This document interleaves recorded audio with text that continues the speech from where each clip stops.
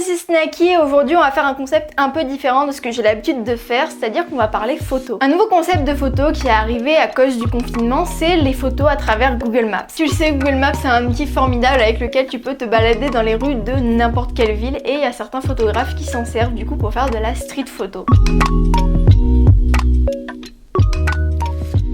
J'ai découvert ce concept grâce aux chaînes de Sarah Envadrou et de Solène DNR. Je te mets leurs vidéos juste ici, elles sont vraiment super cool, je t'invite à aller les voir.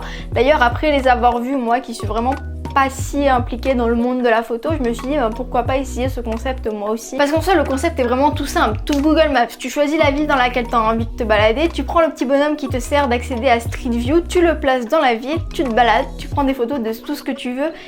Et voilà. Mais faire des photos avec Google Maps, c'est pas ce qu'on va faire aujourd'hui. Il y a quelques jours de ça, j'ai eu une idée de vidéo et pour cela, j'avais besoin de retrouver mon ancien appareil photo qui est celui-ci. Quand j'étais petit, cet appareil photo, je l'amenais avec moi en sortie scolaire et je prenais des photos de tout et n'importe quoi. Mais vraiment tout et n'importe quoi. Et en me baladant à travers les photos prises à ces sorties scolaires, je me suis rendu compte que j'y étais jamais allée à cette sortie scolaire. Ces photos ont été prises par ma petite sœur qui, par chance, est comme moi et prend des photos de tout et n'importe quoi.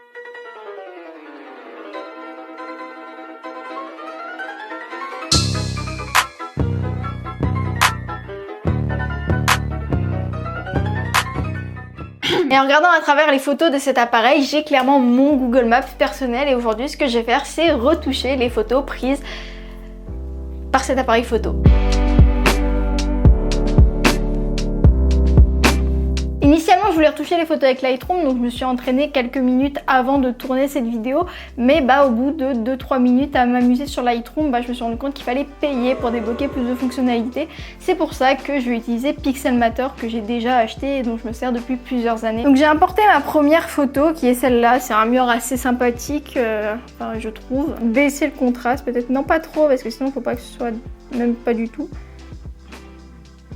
Je sais, je retouche très peu les photos, je sais même pas pourquoi je me lance là-dedans. Comme ça, on voit dans le reflet qu'il y a quelqu'un qui a pris une photo et le bus, c'est...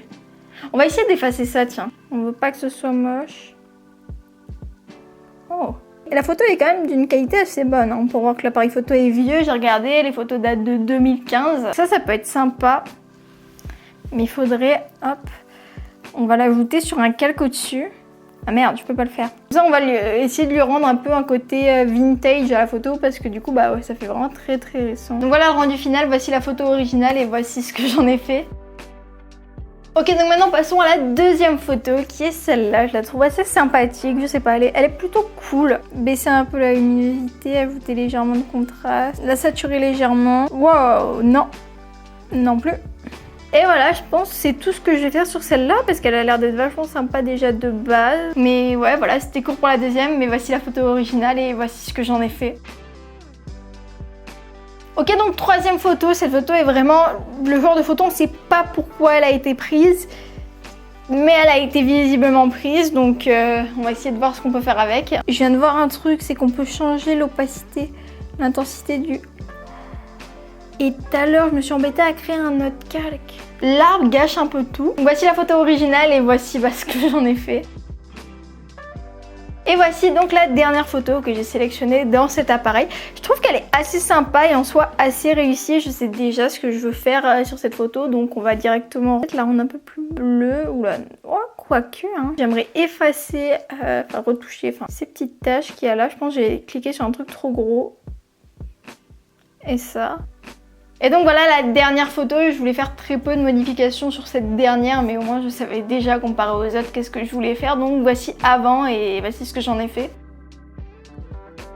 J'espère que cette vidéo assez courte et différente de d'habitude t'a plu. Dis-moi ce que t'en penses dans les commentaires. Si t'as envie aussi que j'en refasse une peut-être avec des photos que cette fois-ci j'ai moi-même prises à des sorties scolaires il y a très longtemps, voilà, dis-le moi dans les commentaires si tu as décidé de faire aussi le même genre de photos, toi aussi de même concept, pareil, hein, je serais contente de le voir, dis-le moi dans les commentaires, j'ai beaucoup trop dit ce mot actuellement, donc je pense que je vais terminer la vidéo ici, je te remercie d'avoir venu jusqu'à la fin, c'était Snacky et n'oublie pas, stay yourself.